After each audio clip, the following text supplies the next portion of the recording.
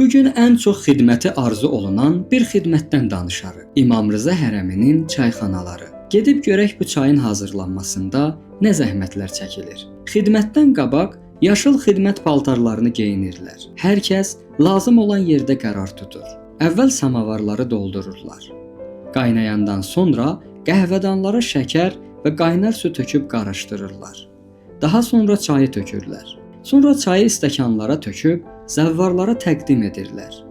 Çayxanada bir neçə nəfər nəzm-intizama nəzarət edirlər. Bir neçə nəfər də boşalan stəkanları bir yerə yığırlar. Səbr edin, hələ xidmət bitməyib.